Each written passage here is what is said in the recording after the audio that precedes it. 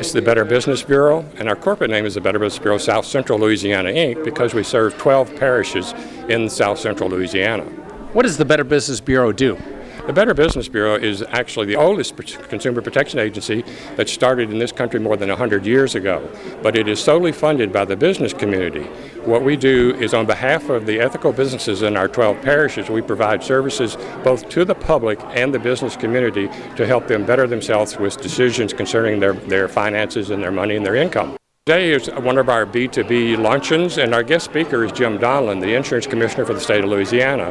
And what we do, our luncheons and our breakfasts, we have guest speakers to try to educate our ABs, our accredited businesses members, as to what's going on in that particular type of field. For instance, with Jim Donelon, he's going to talk about insurance issues affecting businesses.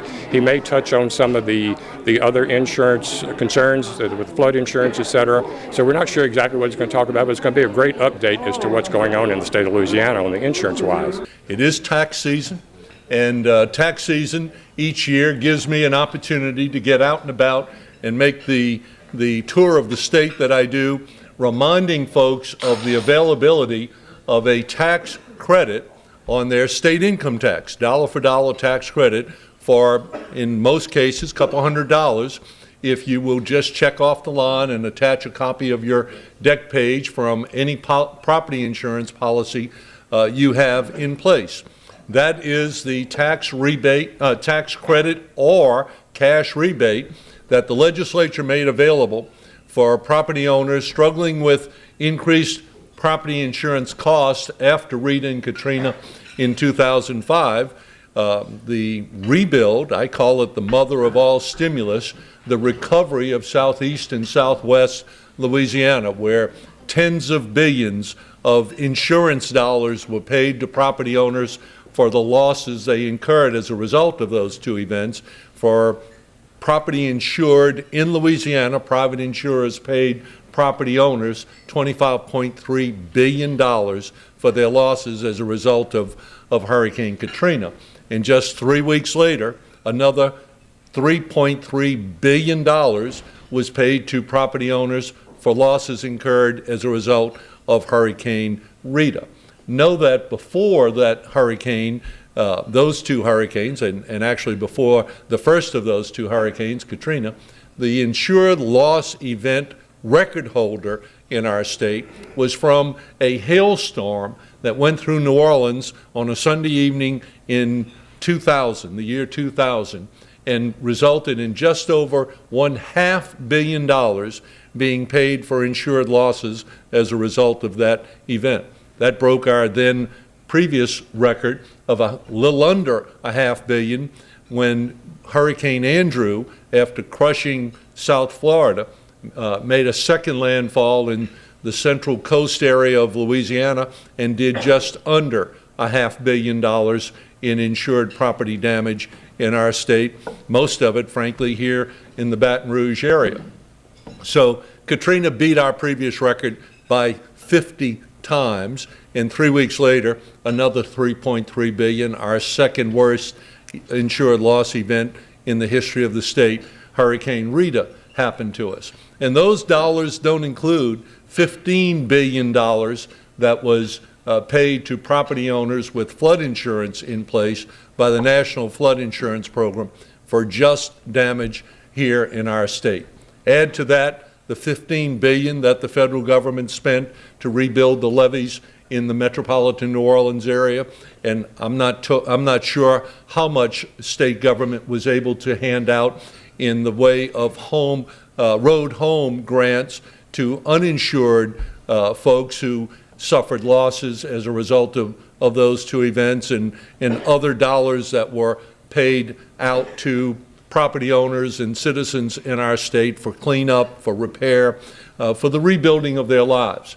All of that economic stimulus, if you will, resulted in the state experiencing in 2006 unanticipated surpluses in their sales tax revenues and in their corporate income tax revenues. And when they had these unanticipated surpluses, then Governor Blanco and the legislature decided to do something to help property owners struggling with the increased cost of insurance after those events. So the first year, they made a tax credit available, state income tax credit, dollar for dollar. That's how I recoup the assessment on my homeowner's policy as a tax credit against my state tax liability. But the following year, after some folks complained that they didn't owe any state income tax, but like my widowed mother, the widow of a retired state employee with a State Farm homeowners policy down in the metropolitan New Orleans area, she said, she didn't say, but others like her said, why not us? Why shouldn't we be entitled to get that money back as well? And the legislature responded and said, we'll make available a rebate program for those of you who don't owe any state income tax. You just fill out a simple one-page form, 4 questions, name, address, policy number, and the amount of your assessment. Attach a copy of your deck sheet, mail it to the Department of Revenue, and we'll send you your check back. Every year, we assess every property insurance policy statewide, whether it's on a high-rise bank building in downtown Baton Rouge, or a mobile home in Clinton, Louisiana, or a homeowner's policy in New Orleans, or a renter's policy in Lake Charles. Every property insurance policy in the state is assessed 4% in order to finish paying off the bonds, 11 more years worth, that were necessitated to be issued by citizens after Katrina to finish paying their claims. That comes to about $95 million a year, that assessment on every property insurance policy. Only 47% of that money is recouped by the people who are entitled to get it statewide. The other 53%, after 4 years, reverts back to the general fund. There's a prescription period applicable to claiming that tax credit or rebate. And we've now had 4 years of experience, 06, 07, 08, and 09, and each year, 53% of the money goes unclaimed. Despite the fact that I and others go around the state, I do it twice a year, tax time like I'm doing now in each metropolitan area. The media is very good about making airtime and television time available to me to try to get this message out.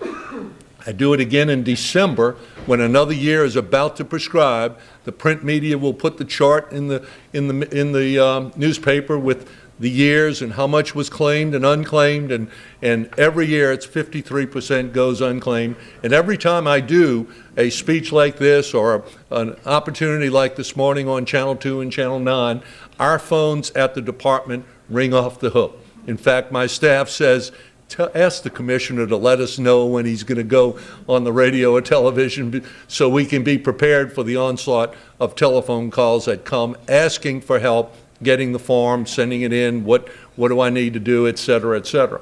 And I get stopped, as I did last weekend in Kmart back home, by a fellow restocking shelves. Thank you, Commissioner. I saw you on TV, and I said, you went back and got 4 years worth. Oh, yeah, I did it. Thank you so much for telling me about it.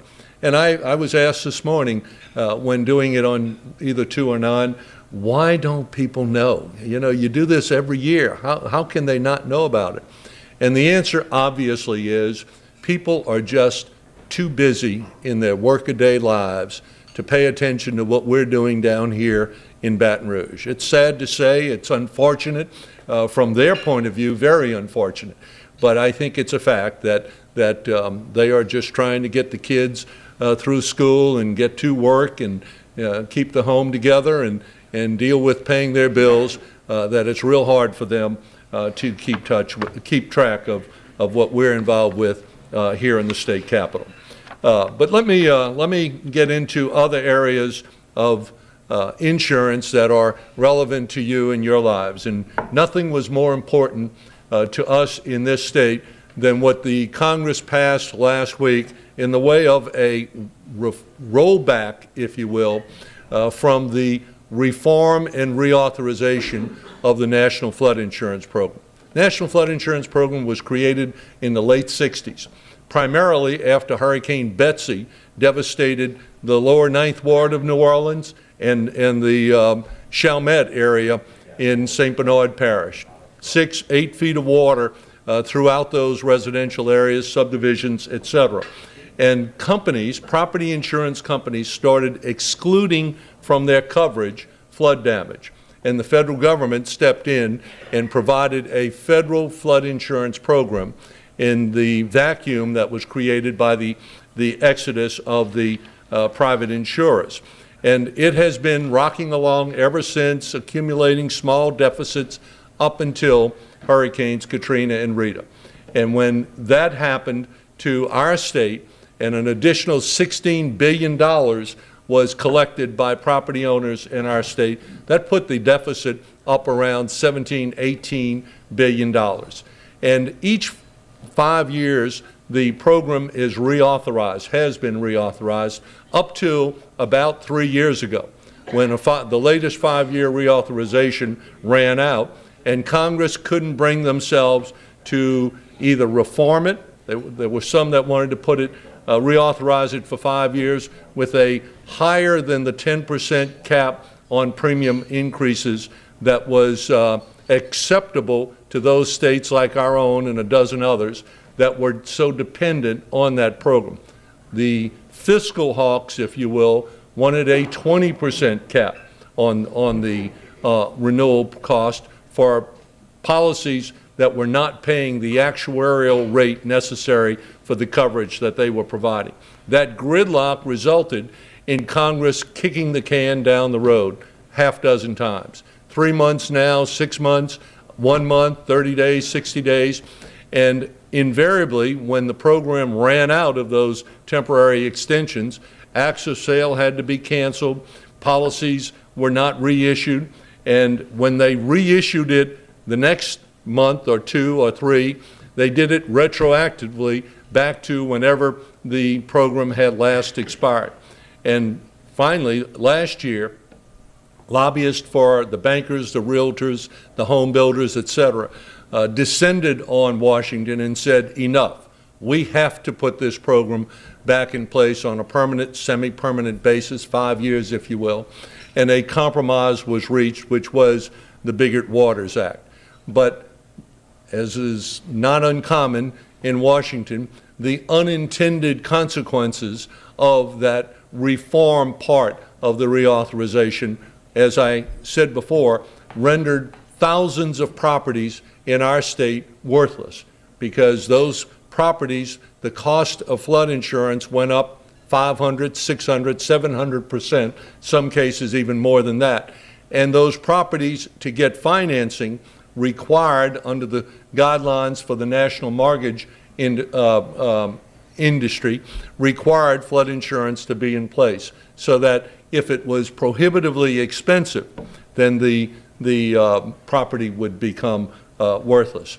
And the most recent compromise put a cap of 15 and 18% on renewal cost and reauthorized with grandfather protection for those properties that under the original version of Biggert-Waters would have had to go to actuarial rates overnight upon transfer, upon sale. That was rolled back.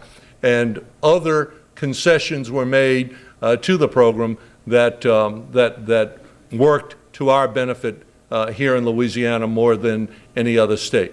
And in closing on that issue, some would say, well, you're a Republican, don't you believe in fiscal soundness? And my answer to that is absolutely I do. And the Congressional Budget Office, when scoring the cost of doing nothing in the way of reform, just reauthorizing the program, said that over the next 10 years, that program without any reform at all would cost the federal treasury $2 billion more. That was their estimate on what the shortfall would be over a 10-year period of time. I know $2 billion is a lot of money, but in the federal government's budget, it's really not a lot of money. And yes, we are the biggest beneficiary of that program. But I dare say, number one, we are not the biggest beneficiary of the highway program or the Medicaid program or the Medicare program. We are less benefited by those federal programs than many other states are. And the need for the flood insurance program for our state is not just for our economy, but it's actually for the economy of the entire United States. Because we in coastal Louisiana provide to the rest of the United States 25% of the energy that they consume. We provide 25% of the seafood that they consume. Our coastal parishes are not white sandy beaches with golf course retirement communities on them in harm's way, in danger of being flooded. It's a working coast. People live there because that's where they have to live in order to support their families and make a living. They work in the many ports, the refineries, offshore oil and gas, fishing industry, et cetera, et cetera. It is vital not only to our economy, but to the economy of the entire nation, for that matter. Speaking of property insurance, I bring you really good news on the homeowners insurance market level. Yes, we went into a crisis after Hurricane Katrina and Rita in 2005. The best measure of that crisis is our residual market. As we have for the assigned risk pool for drivers who can't get auto insurance because they have DWIs or multiple accidents or speeding tickets, as we had before the Affordable Care Act was passed for what's called the Louisiana Health Plan for folks who couldn't get health insurance in the private sector because they lost their job and they had cancer or whatever, and they couldn't get a private insurer to write a health insurance policy for them. The state created, back when I was in the legislature, that Louisiana Health Plan to provide an avenue for coverage at above market rates, I think 115% of what a healthy person that age, that sex, would be charged for health insurance. And we had a couple of thousand folks with health insurance through that plan. As was created in the 80s when our workers' comp market collapsed, and then Senator Mike Foster passed legislation creating our residual market called LWCC for workers' comp insurance. We have a residual property insurance market called Louisiana Citizens Property Insurance Corporation.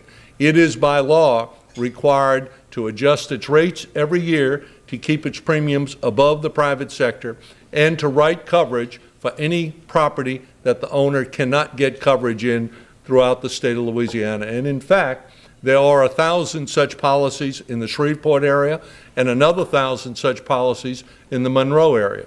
Not just properties in coastal areas exposed to hurricanes, but also folks that are too far removed from fire protection for the private sector to be willing to write them, or to have aluminum wiring in their home that renders it uninsurable. Citizens has to provide coverage for such properties. And when Katrina hit in 2005, Citizens had 105,000 policies in its book of business. It had 7% of our premium volume statewide. That grew 2 years later to 173,000 policies and 9.8% of our total property insurance marketplace statewide. I'm here to tell you that as of the last round of takeout last November, after last hurricane season, we do it every year that time, we are now down to 2.8% of our premium volume and 93,000 policies, lower than what was in that book of business before Katrina hit. That's not only good news for those who have to get their insurance there, for those 93,000 policyholders. It's good news for all the rest of us in the other 97% of the market as well, because we are much less exposed for future assessments in order to pay off Citizens' losses after the next Katrina comes through our state. We were able to do that by attracting 18 new to our state small regional insurers writing homeowners and other property insurance in Louisiana that were not doing business in our state when Katrina hit, despite the fact that the major national carriers have retreated from our coastal exposure. But not just our coastal exposure, all coastal exposure from Massachusetts to Miami and around to Mexico. As the big national players have withdrawn from that coverage, we have been very successful in attracting new, smaller regional carriers, one of which I now have my homeowners insurance with on my house that I built in 1975 out by Lake Pontchartrain in the Metairie area. And by moving from one of those major national carriers to this new regional carrier, I'm now saving. I originally, 3 years ago, when I made the move, my premium went down $600 a month. And still today, 3 years later, I'm saving $400 a month on that home that my wife and I have occupied since 1975. And when we moved from that major national carrier to this new small regional carrier, my wife said, "Oh, well, Jim, that's great. I'm glad to hear we're going to save all that money, but I never heard of that company. Are they okay?" And I said, "Mops," her nickname, "give me a break. That's what I do every day. I'm not about to buy a policy from a company I'm going to put out of business tomorrow." But even if that were to happen, we have also, in order to make this transition from dependency on, for example, State Farm had 32% of our homeowners market share when Katrina hit. They're down to 28 now. Allstate had 22%. They're down to 12. That was the largest market share they had for homeowners in any of the 50 states they do business in. And that is not the case anymore. As I said before, they've downsized their exposure, as has Travelers. But those other companies have more than stepped into that void. And in order to make folks like my wife more comfortable in going from these big national names they see on television all the time to these smaller regional companies that we do a really good job of monitoring for solvency. We also went to the legislature in 2 bites and tripled the guarantee fund coverage that's under every homeowner's, every admitted policy in the state of Louisiana. It's now $500,000 where it was $150,000 when we started that effort some 6 years ago. Let me move on to another area of federal insurance, the Affordable Care Act. I think it's universally accepted that the system is broken and it is in desperate need of repair. Some have referred to it reform. Some have referred to it as a runaway train. It cannot be sustained indefinitely going into the future. My problem with this fix is it was rushed out, half-baked. And that happened because the U.S. Senate seat in Massachusetts that had been occupied by Senator Ted Kennedy went to Republican, and the majority the Democrats had in the Senate went from 60, which is filibuster-proof, to 59. And they had to take what they had halfway through the process and rush it out into law if that's what they chose to do, and did. And the unintended consequences, similar to what we experienced with the Bigot Waters Act, we are all seeing with all of the starts and stops and problems with the rollout of the Affordable Care Act. Speaking of Washington, I am reminded of the fact that they have had for some time now a controversy over the nickname of their NFL team, the Redskins. And the owner has said repeatedly that he would, as long as he owned the team, not relent and not agree to change the name, though it's politically not correct any longer, of his franchise. And I'm here to tell you that the breaking news is that he has relented now and has agreed to change the name of his football team. But it's not the Redskins part, it's the Washington part that he's decided he wants to get rid of. I joke, of course, but I do say with all seriousness that politicians just don't do insurance very well, whether that's on the state level or the federal level. And we have seen that both with the flood insurance effort and the health insurance reform effort. In closing, and then I'll be happy to answer any questions, I bring really good news on the workers' comp front. Workers' comp was every bit as much in crisis in the 80s when then Senator Foster created LWCC as property insurance was in the aftermath of Rita and Katrina. But today, we have seen 34% rate reductions over the past 5 years for businesses buying workers' comp insurance in our state. All of the major national players are competing for business in Louisiana, and we are, by the NCCI, National Conference of Compensation Insurers, entitled to a 4.5% further reduction in premium cost for workers' comp this year. One little area of really good news for the businesses in our state on the insurance front. So let me stop at this point and open it for any questions any of you might have. The number of policies in Louisiana is 500,000, third largest count in the United States. Florida has 2.5 million, and Texas a little over 500,000. So we are the third most dependent on the National Flood Insurance Program state in America. It proportionately is more important to us than any other state in the United States. The value of membership is the fact that you are pledging a commitment to operate your business ethically in our community, which tells potential customers, whether they're business customers or consumer customers, that you are committed to providing the best service, the best product, and with a commitment to resolving any types of problems that may arise. That you just commit to certain standards to meet those ethical goals in our business community. If people have questions or like more information, what should they do? Well, they can go to our website at info. They could send an email, info@batonrouge.bbb.org, or they can call our telephone at 225-346-5222 and ask questions about the Bureau, check on the business, check on charities, check on ads that you may have had a problem with when going to a particular store, etc. We get involved in a number of issues in the local community, verifying advertising, resolving disputes, checking on people's licensing, be sure that they're properly licensed in the area that they're supposed to be licensed in, whether it's a municipal license, a state license, a contractor's license, the security companies, fire alarm systems, whether they're properly licensed by the state fire marshal's office, etc. So they just need to take some time and check on these things before they spend their money. If people have questions about their insurance, what should they do? Please contact us at 1-800-259-5300 or go to our website, www.ldi.la.gov, 800-259-5300, and we'd be happy to help anyone access those funds that are available for that rebate or tax credit connected to their citizens' assessment. The Better Business Bureau operates as a nonprofit organization, and as I say, we provide services to both the business community and the public.